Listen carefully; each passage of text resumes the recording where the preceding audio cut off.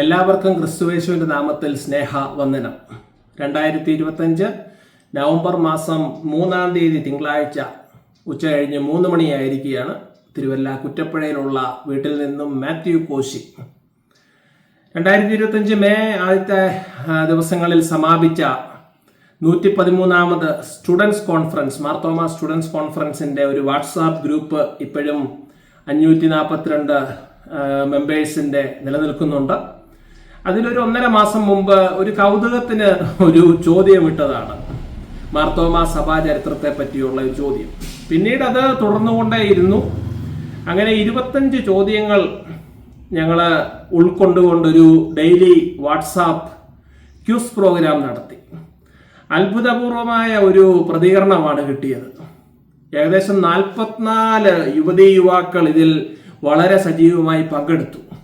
അതിൽ 1ാം സ്ഥാനം കിട്ടിയവരൊക്കെ ഉണ്ട്. അതുപോലെ തന്നെ വിശ്വഭാരതി സ്റ്റഡി സർക്കിളിൻ്റെ ഒരു ബൈബിൾ ക്യൂസ് ഗ്രൂപ്പ് ഉണ്ട്. അതിലും ഈ ഒരു ക്യൂസ് ക്വസ്റ്റ്യൻസ് ഇട്ടപ്പോൾ അതിലും 15 പേര്, സീനിയർ ഫ്രണ്ട്സ്, റിട്ടയർഡ് ടീച്ചേഴ്സ്, അങ്ങനെയുള്ളവരൊക്കെ ശക്തമായി വളരെ താല്പര്യത്തോടു കൂടി പ്രതികരിച്ചു. അപ്പോൾ ഈ ഒരു സഭാചരിത്ര പഠനം വളരെ സിസ്റ്റമാറ്റിക് ആയിട്ടൊന്ന് പോയാലോ എന്ന് ഒരു താല്പര്യം പലരും പ്രകടിപ്പിച്ചു. ഞാനൊരു അൽമായൻ എന്നുള്ള നിലയ്ക്ക് എനിക്ക് അതിന് ഒത്തിരി പരിമിതികളുണ്ട്. കാരണം നമ്മളിത് ഔദ്യോഗികമായി പഠിച്ചിട്ടില്ല. എന്നാലും അനേക വർഷങ്ങളായിട്ടൊരു 10-20-25 വർഷങ്ങളായിട്ട് ക്യൂസ് പരിപാടികളിൽ, സഭാചരിത്രം ഉൾക്കൊള്ളുന്ന ക്യൂസ് പരിപാടികളിൽ സ്ഥിരമായിട്ട് പങ്കെടുക്കുന്നുണ്ട്, ക്യൂസ് മാസ്റ്റർ ആകുന്നുണ്ട്. അതിൻ്റെയൊക്കെ സ്ഥിരം ചോദിക്കുന്ന കുറേ ചോദ്യങ്ങളും ഒക്കെ ഉണ്ട്.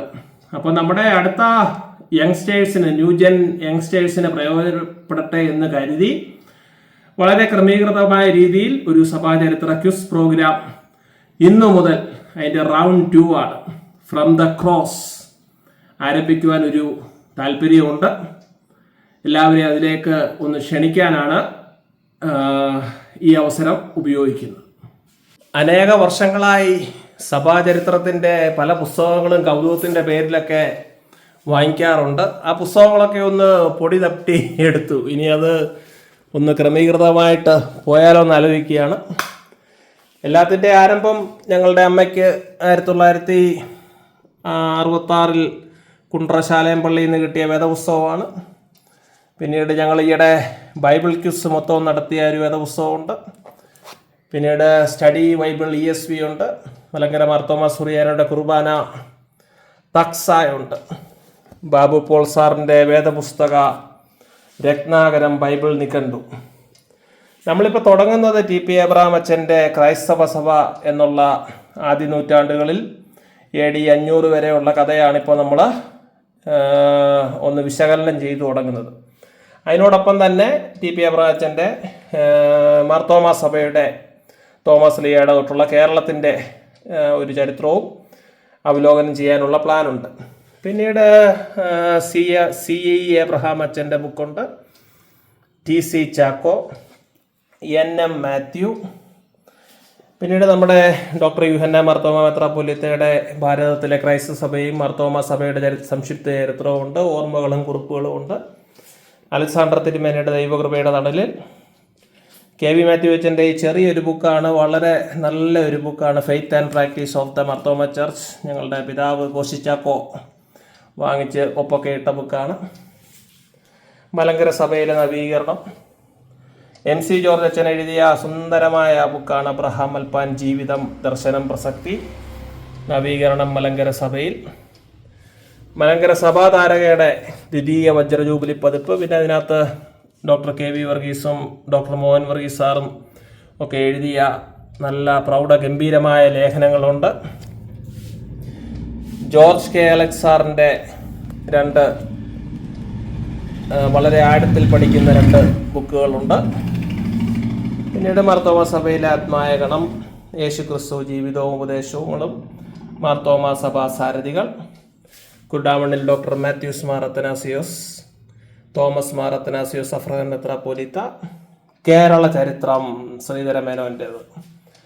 അതിനോടൊപ്പം തന്നെ വിൽ ഡ്യൂറൻറ്റിൻ്റെ ഫുൾ സ്റ്റോറി ഓഫ് സിവിലൈസേഷനിലെ ബുക്കുകൾ നമ്മൾ റെഫർ ചെയ്യുന്നുണ്ട്. അതോടൊപ്പം ലോക ഭൂപടം, concise Atlas of the world. അങ്ങനെ ടൂൾസ് ആർ റെഡി. പിന്നീട് ഫെയ്ത്ത് ഓൺ ട്രയൽ വന്നു. അതിൻ്റെ ഒറിജിനൽ ഫെയ്ത്ത് ഓൺ ട്രയൽ 1965 എഡീഷനാണിത്. ഇതൊരു വളരെ അമൂല്യമായ ഒരു ഗ്രന്ഥമാണ്. ഒറിജിനൽ എഡീഷൻ എൻ്റെ കയ്യിലുണ്ട്. അതിപ്പോൾ വളരെ കുറച്ചേ ഉള്ളൂ. പിന്നീട് Roy P Thomas sir translate ചെയ്ത ബുക്കാണ്.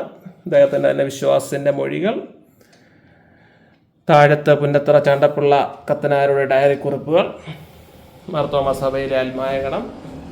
പിന്നീട് ഫെയ്ത്ത് ഓൺ ട്രയലിൻ്റെ പഠനഭാഗമായിട്ട് saint Thomas evangelical church of ഇന്ത്യയുടെ ഒരു സഭാചരിത്രവും വാങ്ങിക്കുവാനൊത്തു. പിന്നെ ഗ്ലോബുണ്ട്. അതുകൊണ്ട് പറഞ്ഞുകൊണ്ട് വരുന്നത്, ഞാനിത് കുറേ പുസ്തകങ്ങളൊക്കെ വായിച്ചിട്ടുള്ളതാണ്. ഇതൊക്കെ ഒരു റെഫറൻസിനായിട്ടൊക്കെ ഉപയോഗിക്കുകയാണ്. അപ്പോൾ നമുക്ക് ഒരുമിച്ച് ഇതൊന്ന് തുടങ്ങാം. പ്രത്യേകിച്ച് എനിക്കൊരു അഭ്യർത്ഥനയുള്ളത്, നമ്മുടെ 5ാം ക്ലാസ്സിലോ 6ാം ക്ലാസ്സിലോ 7ാം ക്ലാസ്സിലോ ഒക്കെ പഠിക്കുന്ന കുട്ടികളൊന്ന് ഇതിൽ പങ്കെടുത്ത് കഴിഞ്ഞാൽ വളരെ പ്രയോജനകരമായിരിക്കും. കാരണം ഇത് എൻ്റെ ഒരു പ്ലാനിൽ ഞങ്ങൾ ഈയിടെ വിശ്വഭാരതി സ്റ്റഡി സർക്കിളിൻ്റെ ഒരു ബൈബിൾ പഠനം ഉണ്ടായിരുന്നു. ഉൽപ്പത്തി 1-ാം അധ്യായം മുതൽ വെളിപാട് 21-ാം അധ്യായം വരെ, അവസാന അധ്യായം വരെ വളരെ ക്രമീകൃതമായിട്ട് ആഴ്ചയിൽ 6 ദിവസം വെച്ച്, ഒരു ദിവസം ഒരു ചാപ്റ്റർ വെച്ച് ക്വിസ്. അതിൽ 7-8 പേര് സ്ഥിരമായിട്ട് പങ്കെടുത്തു. ഞങ്ങൾക്ക് 4.5 വർഷം എടുത്തത് പഠിച്ചു തീരെ. 1189 ചാപ്റ്റേഴ്സ് ഓഫ് ദ ബൈബിൾ പഠിച്ചു. അതുകൊണ്ട് ഇച്ചിരി സമയം എടുക്കുന്ന പരിപാടി. Rome was never built in a day എന്നാണ്. അതുകൊണ്ട് താല്പര്യമുള്ള നമ്മുടെ കൊച്ചുകുട്ടികൾ, സ്കൂളിലൊക്കെ പഠിക്കുന്ന കുട്ടികൾ ക്രമീകൃതമായിട്ടൊന്ന് ചെയ്ത് കഴിഞ്ഞാൽ വളരെ പ്രയോജനകരമായിരിക്കും. അതുകൊണ്ട് സൺഡേ സ്കൂൾ കുട്ടികളെയും യുവനസഖ്യം സുഹൃത്തുക്കളെ എല്ലാം ഈ ഒരു പരിപാടിയിലേക്ക് സ്വാഗതം ചെയ്യുന്നു. നമുക്ക് 2 വാട്സാപ്പ് ഗ്രൂപ്പാണുള്ളത്. ഒന്ന് മാർത്തോമ സ്റ്റുഡൻസ് കോൺഫറൻസിൻ്റെ ഗ്രൂപ്പ്. അതൊരു ക്ലോസ്ഡ് ഗ്രൂപ്പാണ്. അതിന് നമ്മൾ പുറത്തുനിന്നുള്ള ആൾക്കാരെ അതിനകത്ത് എടുക്കുന്നില്ല. എന്നാൽ വിശ്വഭാരതി സ്റ്റഡി സർക്കിളിൻ്റെ ഒരു ബൈബിൾ ക്വിസ് ഗ്രൂപ്പുണ്ട്. അത് എൻ്റെ നമ്പറിലേക്ക് 7907383109 ആ നമ്പറിലേക്ക് ഒരു വാട്സാപ്പ് മെസ്സേജ് അയച്ചു കഴിഞ്ഞാൽ ആ ഗ്രൂപ്പിൽ അംഗമായി എല്ലാ ദിവസവും ചോദ്യങ്ങൾ കിട്ടുന്നതാണ്. അതുകൊണ്ട് നമ്മളുടെ ഇൻഹെറിറ്റൻസ് നമുക്കൊന്ന് പഠിച്ച് പുതിയൊരു യാത്ര തുടങ്ങാനുള്ള ഒരു എളിയ ശ്രമമാണ്. അതോടൊപ്പം തന്നെ നമ്മൾ വിക്കിപീഡിയ ആർട്ടിക്കിൾ, മാർത്തോമ സഭയുടെ മാർത്തോമ സിറിയൻ ചർച്ച് എന്നുള്ള നല്ലൊരു ആർട്ടിക്കിളാണ്. ഇതിൻ്റെ ബ്ലൂ ലിങ്ക്സിലൊക്കെ പ്രസ് ചെയ്താൽ കൂടുതൽ ഇൻഫർമേഷൻ കിട്ടും. അത് നമ്മൾ റെഫർ ചെയ്യുന്നുണ്ട്. വിശ്വഭാരതി സ്റ്റഡി സർക്കിളാണ്. Small aim is a crime എന്നാണ് ഞങ്ങളുടെ മോട്ടോ. കർത്താവും ശ്രീബുദ്ധൻ്റെ ധ്യാനവും എല്ലാം ഇവിടെ ഉണ്ട്.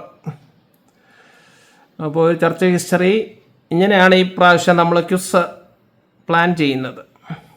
1-ാമത്തെ അധ്യായം റോമൻ എംപയർ എന്നുള്ള ഒരു ആശയമാണ്. എല്ലാം ടൈപ്പ് ചെയ്ത് മാറ്റർ റെഡിയാണ്. അപ്പം ഇതാ TP എവറാച്ചൻ്റെ ബുക്കിനെ ബേസ് ചെയ്താണ് ഇത് നടക്കുന്നത്. നോട്ട്സും പ്രിപ്പയർ ചെയ്യുന്നുണ്ട്. അത് കഴിഞ്ഞ് ഒരു 5 ചോദ്യവും ഉണ്ട്. ഓരോ ദിവസവും 5 ചോദ്യമാണുള്ളത്. അതിൻ്റെ താഴെ അതിൻ്റെ ഉത്തരവും ഉണ്ട്. അപ്പോൾ ആദ്യത്തെ ഒരു 5 ചോദ്യങ്ങൾ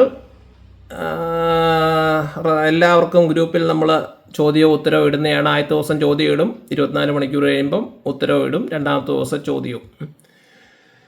എന്നാൽ ഒരു 5 ക്വസ്റ്റ്യനൊക്കെ കഴിഞ്ഞാൽ പിന്നെ റെസ്പോണ്ട് ചെയ്യുന്നവർക്ക് മാത്രമായിട്ട് ചിലപ്പോൾ നമ്മൾ ഉത്തരങ്ങൾ പരിമിതപ്പെടുത്തും, ചോദ്യം എല്ലാവർക്കും അയച്ചു കൊടുക്കും.